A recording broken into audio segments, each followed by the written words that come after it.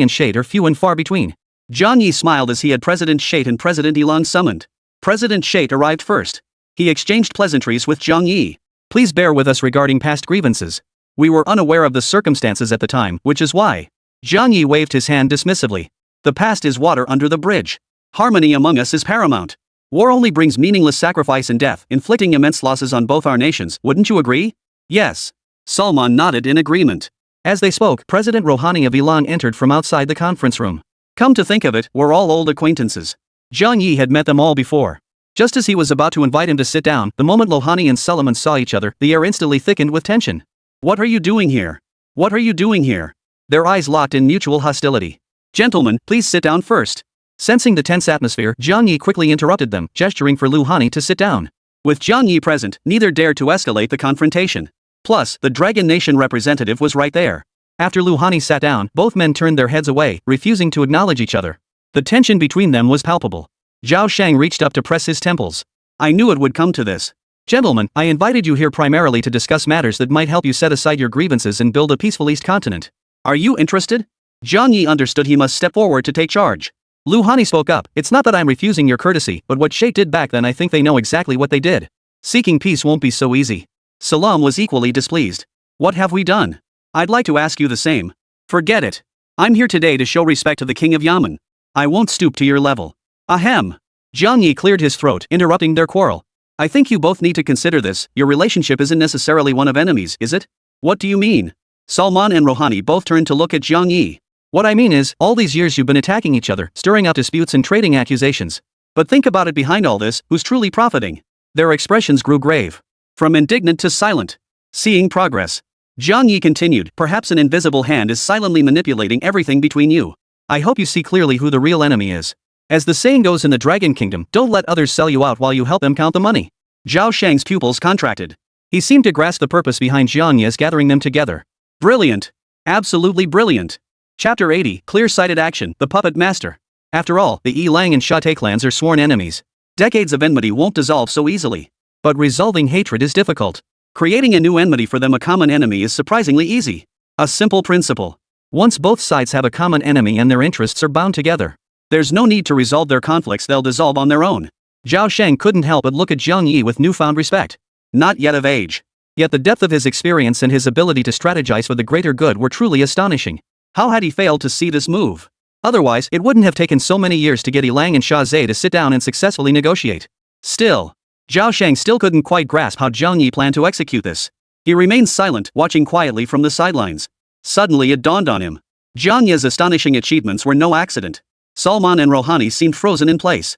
Seated in their positions, they remained utterly still. Their minds raced, dissecting the meaning behind Zhang Yi's recent words. Salman suddenly spoke up. No, I know exactly what the billion wolves are like. Only they would pull off those dirty deeds and then deny everything. Lohani exploded. Nonsense. I'll own up to anything my Ilang people do. What about you, Shashi? You're all hypocrites and liars, saying one thing and thinking another. Salman slammed his hand on the table. Had Zhang Yi not been present, he would have struck immediately. The sudden outburst swept away all traces of his earlier composure.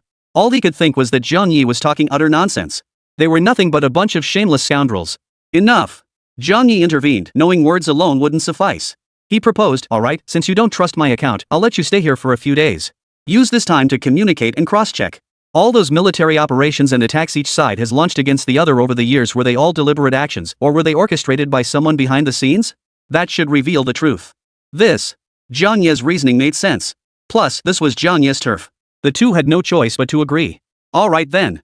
Today is Mr. Zheng's founding ceremony. I don't want to spoil the mood and make everyone unhappy.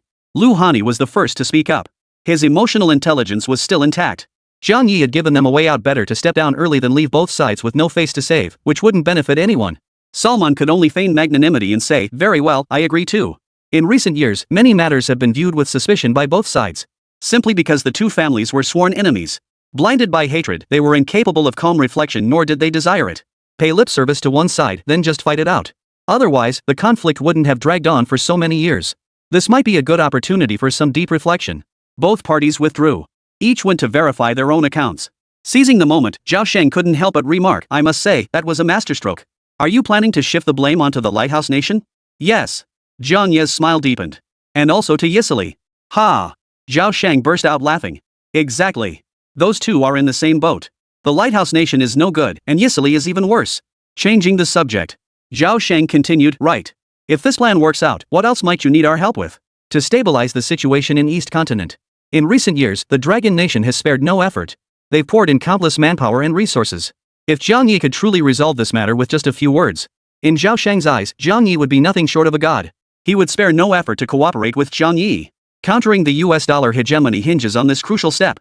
It truly was necessary. Jiang Yi said. Go ahead. Zhao Kong declared generously. Once they cross-check their records, they'll definitely notice something's off. But given the deep-seated animosity between Shizhan and Yilong, even if they pinpoint the issue, they'll likely just end the conflict. Reaching a truce will still be incredibly difficult. So what you're saying is, of course we need some kind of pivotal interest to bind them together. Zhao Kong paused briefly, his eyes brightening. I get it. He truly hadn't anticipated this. Jiang Yi had thought it through so thoroughly, even outlining the subsequent steps for him. I'll submit proposals to access projects in Shizhan and Yilong. Barring any surprises, higher-ups will surely approve. Nations wage war against each other. Isn't it all about interests? If they could gain profit and advance their nation without war, it would be an immense temptation. Provided that misunderstandings and conflicts are resolved, I believe Sanda and Yilong won't refuse such an offer. With matters settled, Jiang Yi invited Zhao Sheng to stay as a guest, to await the impending main event. Should Yilang and Shate long-standing enemies reconcile, it would mark the beginning of a new chapter in Dongzhou's transformation. It would be a historic moment. Future textbooks might well ask, in what year did the reconciliation between Yilang and Shade occur? After Solomon and Rohani departed. The stakes were immense. Without pause, they immediately began reviewing and investigating the events of recent years. Then cross-referenced their findings. Because many events occurred too long ago, compounded by incomplete records, they had to piece things together slowly. This delay took several days. During this period, Shasha and Yilong's factions made significant breakthroughs. After cross-referencing numerous records, both sides discovered that it became clear that nearly all the conflicts large and small between the two sides in recent years had been deliberately orchestrated and provoked by the Lighthouse Nation. Over 80% of the attacks on both sides were instigated by the Lighthouse Nation, deliberately fueling hostilities between the two sides. The truth became clear. Only now did Salman and Rohani realize they had been led by the nose by the Lighthouse Nation all these years. The entire Shashan region, both the Yi and Lang factions, erupted in collective fury. So they've been fighting all this time. The deep-seated animosity between the two sides. Have they been working tirelessly to build the Lighthouse Nation's fortune all along? These beasts deserve to rot in hell.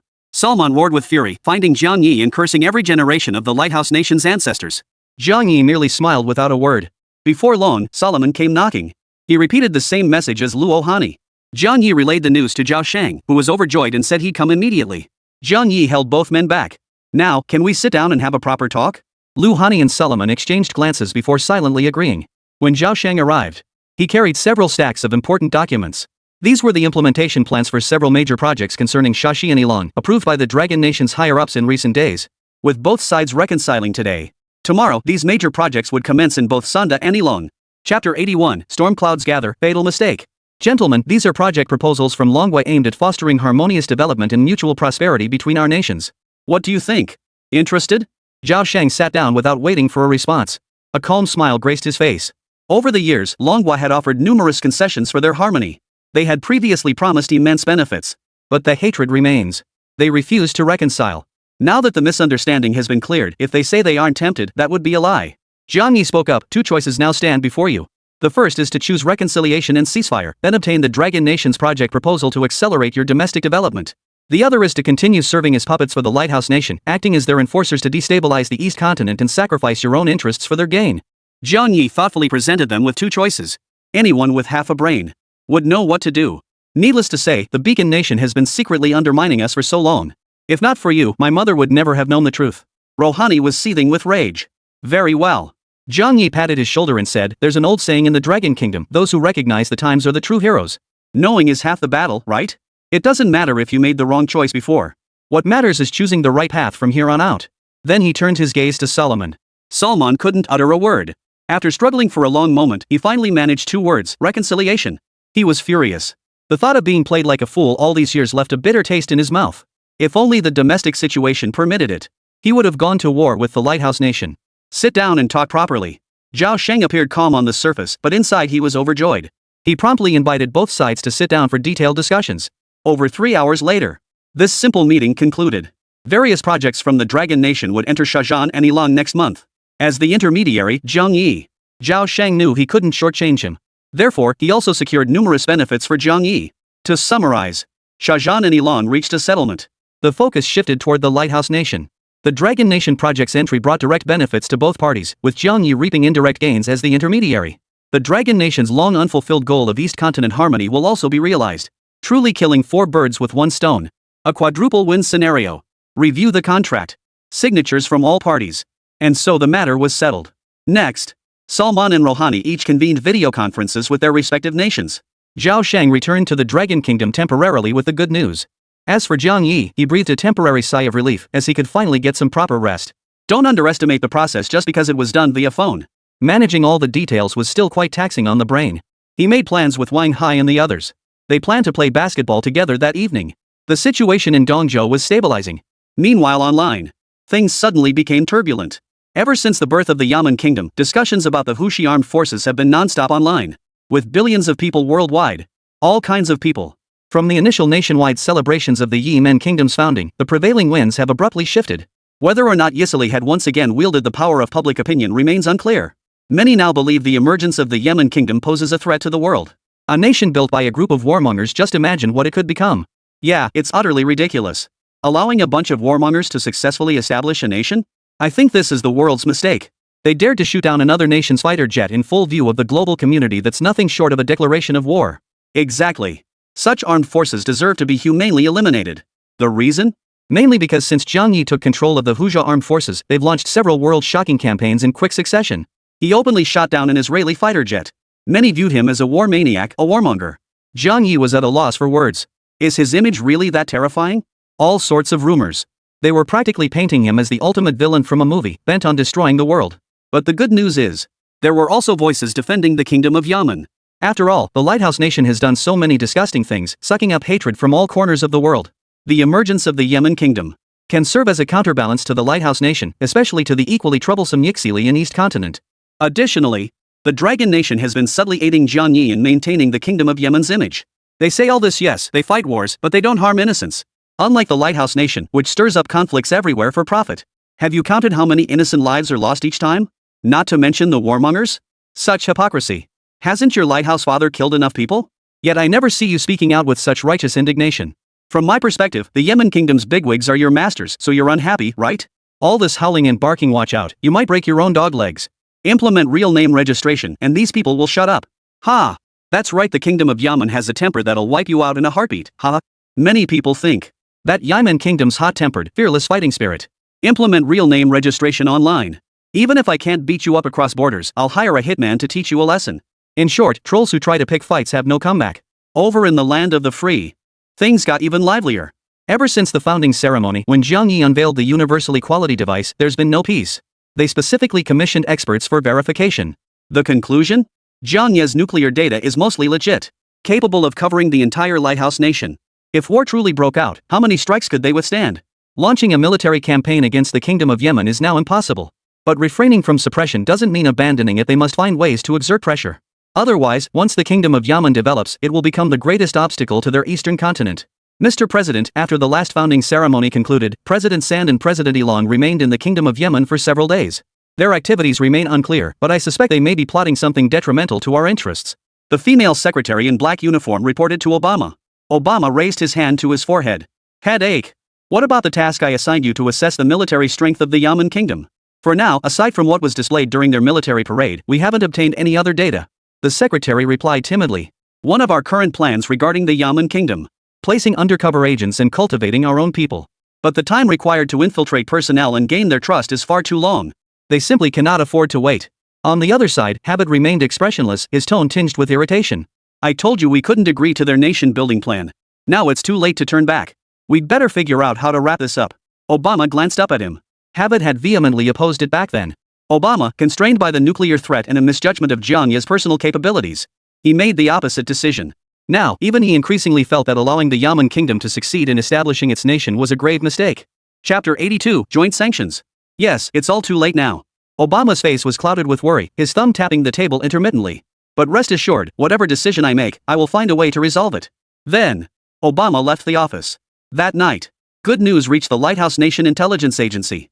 The reason President Ilan had lingered for several days in the Kingdom of Yemen this time seemed to have been found. That is, The Dragon Nation and the Yaman Kingdom appear to be fostering relations between the two sides, seeking reconciliation and resolving their conflicts. If this is indeed the case, then Obama and the entire leadership of the Lighthouse Nation would actually be less concerned. They've been laying the groundwork in East Asia for decades. The enmity between the two nations wasn't sparked overnight, it's been building up for years. It's highly improbable that the Dragon Nation and the Yaman Kingdom could reconcile their differences in a matter of days through mere words. They simply couldn't achieve it. Moreover, this incident serves as a reminder that their primary focus must remain on the situation in East Continent.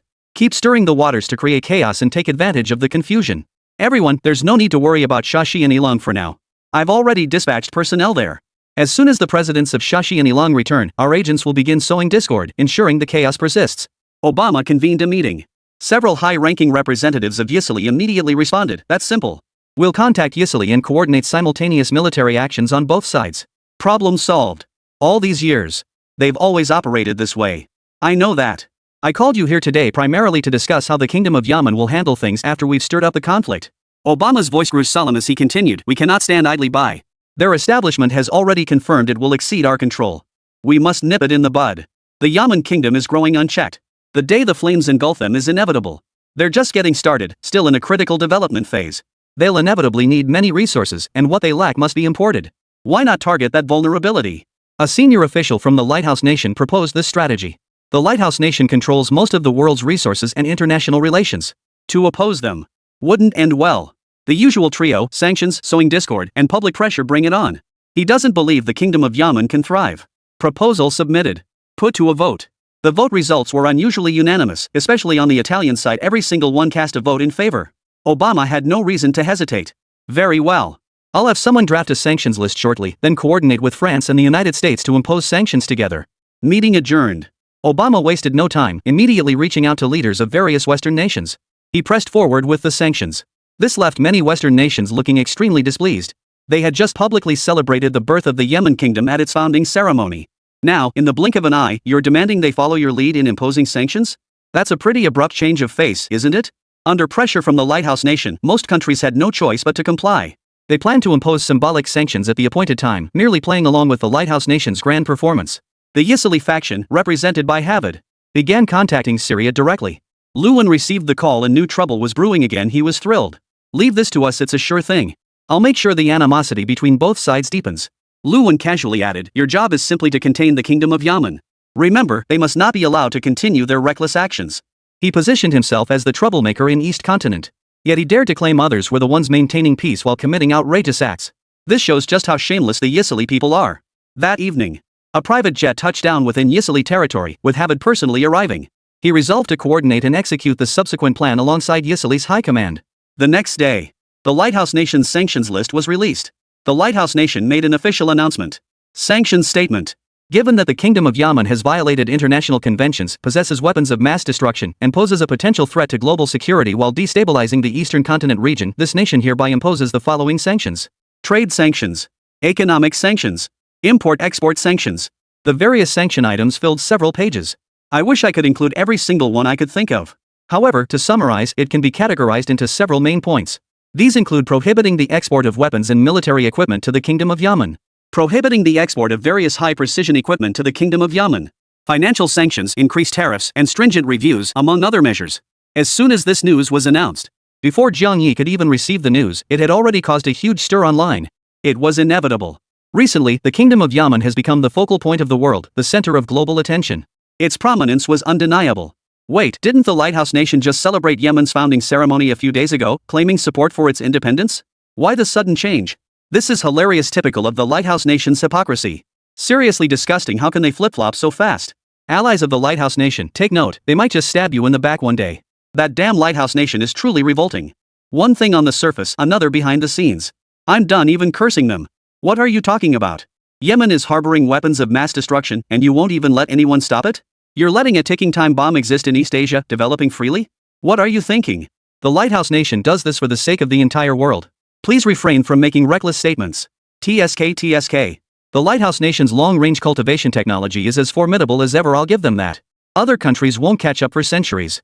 The online debate rages fiercely. Opinions are roughly split into two camps. The defenders and the accusers. Jiang Yi soon received these updates. After reviewing the sanctions, he remained utterly unmoved. His primary partner wasn't a Western nation at all, it was the Dragon Nation. The Dragon Nation possessed immense scale. Its industrial sectors were comprehensive and its resources abundant. It was entirely sufficient for domestic circulation and supplying other nations. With the Dragon Nation's backing, Jiang Yi had no worries about sanctions. Besides, if all else fails, he can always redeem items at the Fame Shop. Can they really stop him from using it? Jump? Jiang Yi flung his phone aside with disdain and closed his eyes to rest. Since the other party had gone this far, he decided to return the favor. He'd return the favor with a grand gesture. Before long, sanctions lists from other Western nations emerged as well. Once again, the world trembled. A faint sense emerged. The Lighthouse Nation was preparing to unite numerous countries to collectively strangle the Yemen Kingdom. But just as netizens were going wild with discussions, Jiang Yi made a major move of his own. Chapter 83, The Century's Reconciliation. Inside the Grand Hall. This time, heavyweight leaders from Ilang and Sheikh were all present. Salam and Rouhani shook hands. After all these years, we've truly been ashamed. Both our sides have been doing the work for the Lighthouse Nation for so long. It's time to reconcile and shatter their schemes. Rouhani nodded, and the two leaders shared a symbolic embrace. Other high-ranking officials from both sides began introducing themselves and shaking hands in a gesture of reconciliation. Jiang Yi watched this grand spectacle unfold. A satisfied smile spread across his face. Having a common enemy really makes a difference. Zhao Shang was also present. He had flown in specially from Longwei to witness this historic moment. Excellent. Zhao Shang expressed his excitement. This is the ceasefire agreement and the details of our future cooperation. Just sign it. After this reconciliation, we need to issue a joint statement. Is that okay? No problem. Absolutely. Salman and Rouhani agreed without hesitation. After signing, Jiang Yi instructed his media company to prepare globally. In the afternoon, they would publicly release a joint statement to the world. So at noon, a preview of the statement was released. The content outlined that Sandia and Ilang had reached an agreement to restore diplomatic relations, strengthen bilateral cooperation, reopen embassies, and dispatch ambassadors. Considering the security and stability of the East Continent region, a ceasefire agreement was reached. Both parties pledged to jointly uphold regional stability. In addition to Sanda and Ilang, the Kingdom of Yemen and the Dragon Nation. This is a matter of great significance. Jiang Yi had it verified multiple times to ensure accuracy before releasing it to global media outlets. The moment the news broke, the world was stunned. Countries around the world were dumbfounded. What? Wang Difu? Are you serious? Military buffs know that East Continent's instability over the years stems from the constant infighting between Sand and Wolf. Both sides are so enraged they devour each other's flesh, drink each other's blood, and strip each other's sinews. Their hatred runs that deep. And now they're suddenly reconciling? Unbelievable. Shocking. Everyone knows what's really going on behind the scenes. Just look at the statements from the other two nations. Longwa and the Kingdom of Yemen, that's all you need to know. With the hype from the preview. During the joint statement livestreamed by the four parties this afternoon, the viewer count surpassed 100 million within half an hour. Even before it began, hundreds of millions were eagerly awaiting. Has it started yet? Could this be fake news? Holy crap. If this really is a reconciliation between San and Wolf, it would be no exaggeration to call it a historic piece. I want to know what exactly Longwa and the Kingdom of Yemen did. Yeah, resolving decades of conflict like this seems pretty unlikely. I'm more curious about how the Lighthouse Nation feels right now. Yeah, their faces must be green with envy. Wait, won't their top brass have heart attacks when they see this news? Local media outlets everywhere are also reporting this frantically. Reposting global media outlets' published statements and previews. Since it's free advertising for themselves. Jiang Yi didn't stop at the more shares, the better. Online. Netizens affectionately dubbed this joint reconciliation statement as the settlement of the century. Jiang Yi found the description rather apt. Netizens these days are truly talented. He smiled. The joint statement press conference was about to begin. The meeting wouldn't be too long, as it would conclude with just the statement. The procedure would simply involve reading out the reconciliation terms. Signatures from several parties. Finally, a group photo to symbolize our friendship. Jiang Yi activated the descent function once more. Don't think it's just a one-time use, it costs at least 2,000 or 3,000. Jiang Yi no longer cared about the expense. Because each such world-shocking event brings him massive prestige points. He recouped those 2,000 or 3,000 prestige points in no time. United Life commenced. The live stream's online audience has surpassed 500 million. All here for the spectacle. Jiang Yi appeared on screen alongside Zhao Shang, Xia, and President Ilang. The host announced the terms of the reconciliation. During this time, countless viewers lost their composure. Bullet comments flooded the screen like a tidal wave. Holy, it's actually happening? They actually reconciled. Holy crap, no need to say more. Longwa and Yemen Kingdom are awesome. Oh my god, I want to know what the Dragon Kingdom and the Yemen Kingdom did to make these two reconcile. This directly undermines the Lighthouse Nation's interests. The Beacon Nation must be furious right now. Their top brass is probably watching the live stream too, right? Don't even mention it. If they see the comments you're posting, that's just asking for trouble. I'm bowing down in awe. No words needed, just pure awesomeness. The East Continent's landscape is about to undergo a seismic shift because of the Yamen Kingdom's emergence. Netizens are thrilled and exhilarated. The founding ceremony is a historic moment. This moment is no less significant. The future of Dongzhou is poised for a century-defining transformation.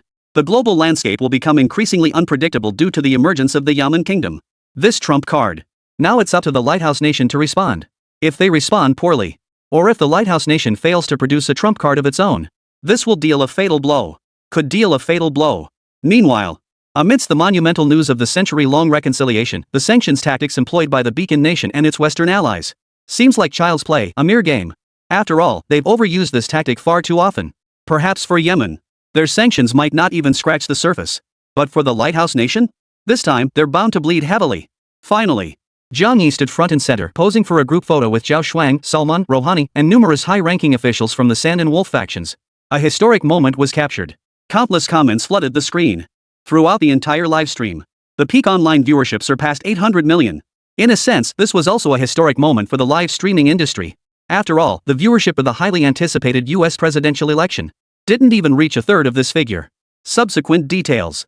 Jiang Yi, head of global media, shared some behind-the-scenes details about the collaborative efforts to maintain stability in East Continent. Continued to be released. The news continues to gain traction. Simultaneously, specialized videos were produced primarily for viewers unfamiliar with the context, explaining the relationship between Shate and Ilong, and how the Lighthouse Nation interfered in the process. Of course, to further promote his media company. This time, Jiang Yi turned down all requests from other companies seeking authorization to cover related content. After this series of maneuvers, global media traffic skyrocketed. The official website's traffic exceeded 300 million visits in a single day. The follower count also skyrocketed. From obscurity to tens of thousands of followers and now to millions. Global media has truly emerged into the public eye. It has become a world-class media powerhouse. Chapter 84. Make an example of someone. When the company executive handed the activity data sheet to Jiang Yi reviewed it and felt deeply gratified. Weren't the Lighthouse Nation and Italy the masters of controlling public opinion and dominating the media? Jiang Yi couldn't help but wonder. With the emergence of global media, how would they respond? Moreover, having the power of discourse made all the difference. Whatever he wanted the world to see, the world would see. Jiang Yi had experienced the thrill of pulling the strings behind the scenes. Moreover, as an authoritative media outlet covering news in the East Continent region. Authoritative media. Global media's influence will only grow exponentially, continuously expanding its reach. If the Lighthouse Nation and Yisili want to play a propaganda war with Jiang Yi in the future, that won't work anymore. Just as the outside world suspected. The top brass in the Lighthouse Nation and Yisili are absolutely furious, thrown into complete chaos over this. They never imagined. In just a few short days, the Kingdom of Yemen could actually broker reconciliation between Sands and Wolves. For this chess game, they had spent decades meticulously planning and orchestrating behind the scenes. And now, Jiang Yi shattered everything in mere days, dismantling their years of effort. The hearts of both sides' high command are bleeding. Years of effort, all for naught. I've always said these people are nothing but a plague. They'll severely damage our interests. A senior official from Lighthouse Nation, seething with rage, suggested declaring war outright to teach them a lesson. You can criticize the Lighthouse, but you absolutely cannot say the Lighthouse is incompetent. For so many years, they have held the position of world hegemon. In terms of military might, they tower above all others. He simply couldn't believe it. Faced with the Lighthouse Nation's massive forces pressing at its borders, could the Yamen Kingdom possibly refuse to yield?